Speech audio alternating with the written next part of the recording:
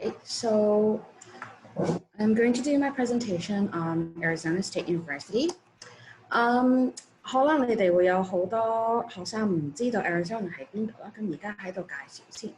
So you can see California is right here. Everyone knows where California is, and Arizona is right beside California. And over here is Nevada, where Las Vegas is located. So ASU is actually really close to California, and the campus is located at Phoenix, which is the 5th largest city in the USA. And if you want to go to California, it's just an hour plane ride from Phoenix to Los Angeles and about an hour and a half from Phoenix to San Francisco. If you're driving from Arizona to Los Angeles, it takes about 6 hours. So a lot of students at Arizona on the weekends or during long weekends, they like to drive over to Los Angeles to go to Disneyland. So you guys can do that as well. So what's so different about Arizona State University is that it's a public university. The student enrollment there is about 140,000 students, and there's only about 10,000 international students. So it's a very, very big public university. There are 4 campuses in the Phoenix region, and 1 is in the Lake Havasu location. And I'll tell you guys more about the campuses in detail later on. They also have top faculties, including 5 Nobel laureates, 6 Pulitzer Prize winners, 36 Guggenheim Fellows, and 181 Fulbright Scholars. So that means that all of their professors are very well regarded in the academic world.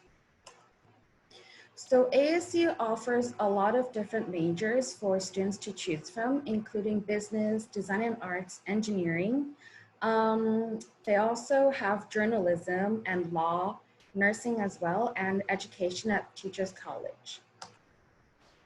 So for some of the ranking is quite important. So as you can see, for undergraduate, they have a lot of high ranking majors. For example, supply chain management is ranked number 2 in the US. They also have the best business program in the US, which is ranked at 30, and also an engineering program, which is ranked at 38. So as I mentioned before, ASU has 5 campuses. So how do you choose which campus to study at? Well, first of all, I'd like to introduce you to the difference between the 5 campuses. Right here, this is the Sky International Harbor Airport. So if you're flying from Hong Kong, you would probably most likely fly to the West Coast first. So flying to California, Los Angeles, or San Francisco, and then you take a domestic flight from there to the Phoenix Airport. So from the Phoenix Airport to their Tempe campus and to their downtown Phoenix campus, it's only around 10 minutes by car. If you're going to the West Campus and to the Polytech campus, it's around 30 minutes by car. So it's actually quite a short distance. For their 5th campus, which is at Lake Havasu, you wouldn't fly to Arizona, you would fly to Las Vegas instead. And from Las Vegas, it would be a 2-hour car ride to their campus at Lake Havasu. So for the Phoenix 4 campuses, West Campus, Downtown Phoenix Campus, Tempe Campus, and Polytechnic Campus, there's actually a free school shuttle that runs between all 4 of these campuses. It's a double-decker bus, and it has free Wi-Fi and aircon for all the students and staff to use. If you just want to go on the bus, you just show them your student ID, and then you can go on the bus and you can travel between all 4 of these campuses. So you don't have to worry if you don't have a car. If you're stuck at West Campus and you want to go downtown, that's fine. Just hop onto this shuttle and you'll be in downtown campus in around 30 minutes. So the first campus I want to tell you guys about is their downtown Phoenix campus. So at their Phoenix campus, it's located right downtown, and you will see a lot of hotels and a lot of businesses that are located around this campus. Most of their academic colleges located here are Global Management, Health Solutions, Integrative Science and Arts, Journalism and Mass Communication, Law, Nursing, Public Service, and Teachers, which is for their education. On this campus, they have around 9,000 undergraduate students and around 3,000 graduate students. International students on this campus is around only 300, and the student to faculty ratio is 15:1. So if you if you choose a major that's located in the downtown Phoenix campus, you'll be right at the center of Phoenix. And there's a lot of restaurants and a lot of recreation that you can always go to during the weekend. There's also a lot of shopping, and you will also get a lot of visitors as well. Our second campus, the Polytechnic campus. Academic colleges located here is business, engineering, integrative sciences and arts, and as well as their education campus. So for the undergraduate students, there's around 5,000 right now, graduate students around 600, international students around 600, and the student to faculty ratio is 18:1. So the Polytechnic campus, they're more of a hands-on campus. So if, for example, if you wanted to choose a major in engineering, you would spend more time researching and doing lab projects as opposed to sitting in front of a classroom and listening to the professor teaching on PowerPoint. So if you're staying at this campus, they really encourage students to work with their hands and to think for themselves.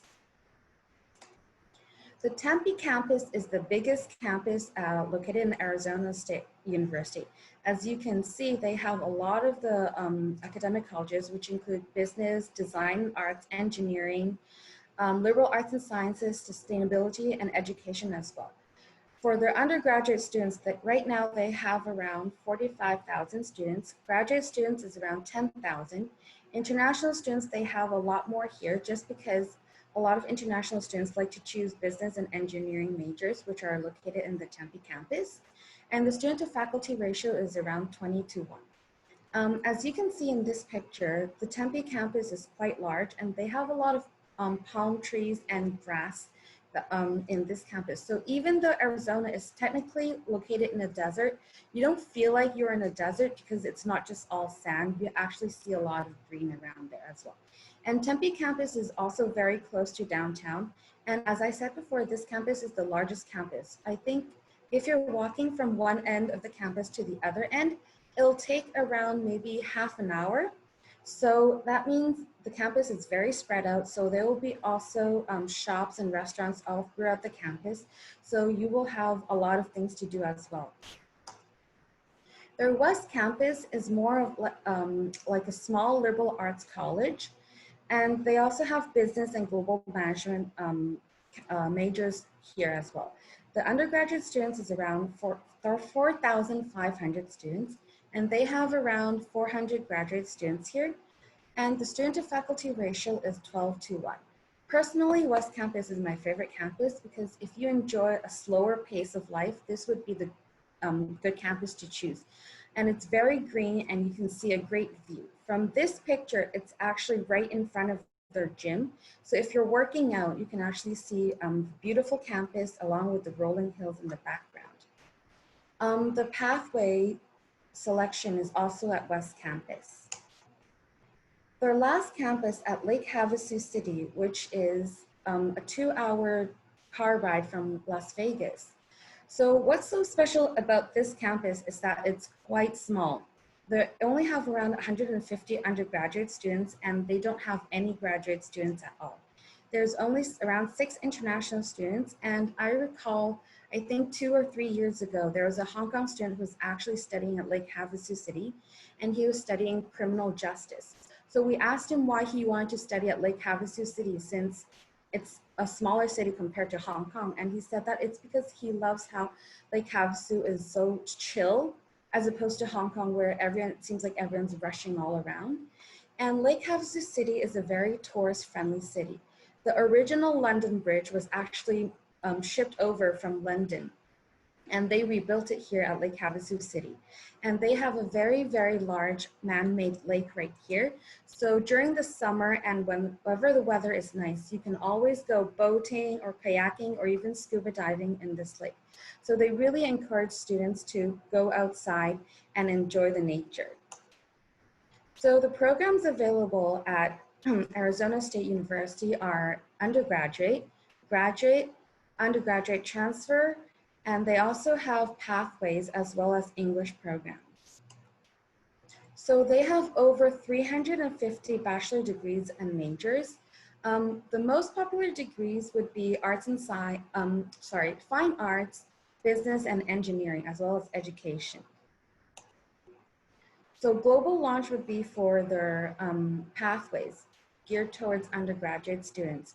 So if you don't have a very good GPA, then maybe the global pathways would be a good choice for you. So for the global pathways, your GPA, you only need around 2.5, and you only need 55 for TOEFL or around 5.5 for IELTS. So if your GPA hasn't hit the 3.0 mark, don't worry. ASU will be happy to accept you. For their direct undergraduate admission, you can see that their general requirement, they need around 3.0 GPA, or if you're in the top 25% of your school class, they need 61 for TOEFL and 6.0 for IELTS. You're also welcome to take our KIBT, which is our Kaplan International TOEFL test, and that's for free as well. For more specific degrees, they do have a higher requirement. So for example, for the BS majors in their School of Business, they do require a 3.6 of GPA or SAT scores. Also, I wanted to mention that for a lot of their ASU undergraduate majors, they don't need to see your ACT or your SAT scores. We only need to see your high school transcript, your high school GPA, and also your English. That's the only two things we need. We don't need recommendation letters. We don't need you to write a personal statement. We don't need to see a resume. So for the pathways, as I mentioned before, your GPA needs to be 2.5, and we accept TOEFL of 55 or IELTS of 5.5. Right now for their pathways, they have ranging from 1 semester to 3 semesters. And if you're enrolled in the 1 semester pathway, you automatically get $3,600 US in scholarships. If you're enrolled in the 3 semester pathway, you get $8,500 US for scholarship. And that's automatic. We don't look at your scores anymore. As long as you get an offer, then you will receive the scholarship. Also for their pathway program, they have sciences and arts, and also for business. Unfortunately, they don't have any engineering pathways for now, but we are working to see if we can get this for pathway program. So for the pathway tracks, you can see that you earn credits while you're on the pathway track. So you don't have to worry that, oh, I'm doing an extra year, so it'll be 1 + 4 years. No, you're actually doing 1 year pathway and then 3 years university. So while you're doing pathways, you can see right here for the credit classes, you're actually taking them with the local university students who are also all American students. And then the support classes, you'll be taking it with the international students.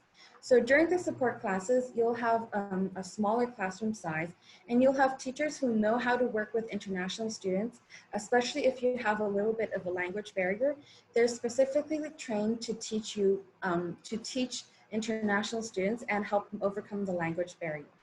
So you don't have to worry about taking the pathway.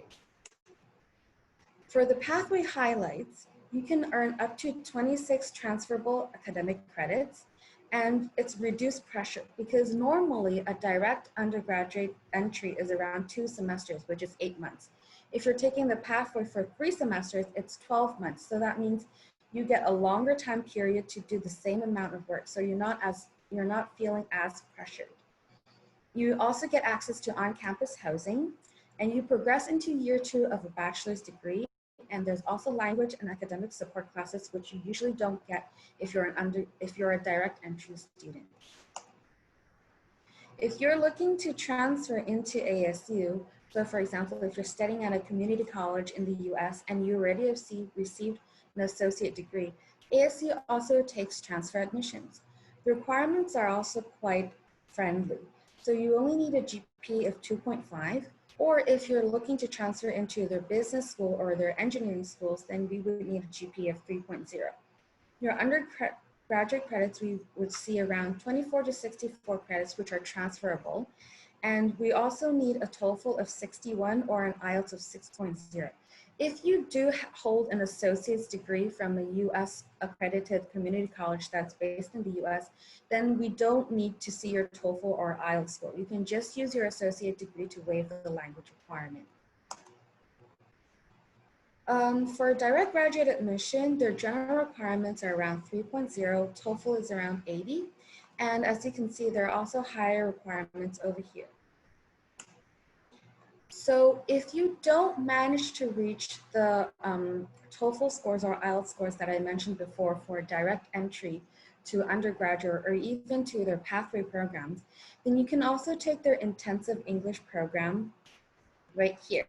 So for this intensive English program language, this would be your entering English level. If you don't have a TOEFL score or an IELTS score, then that's fine. We can take,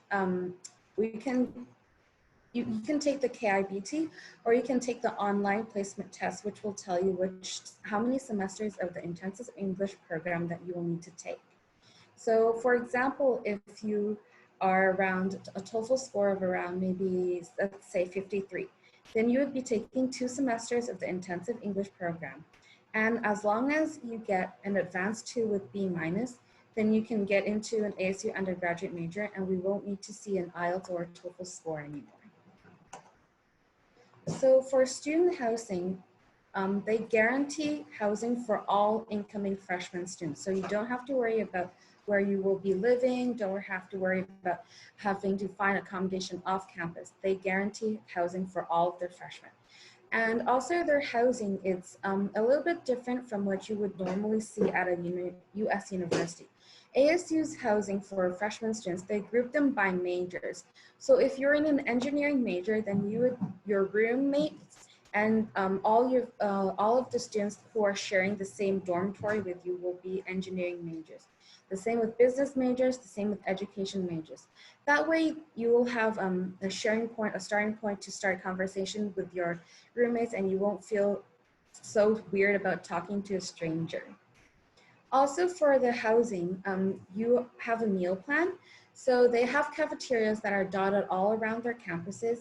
If you live in housing, you'll have a meal card and you'll be able to eat on campus. So you don't have to worry about cooking for yourself either.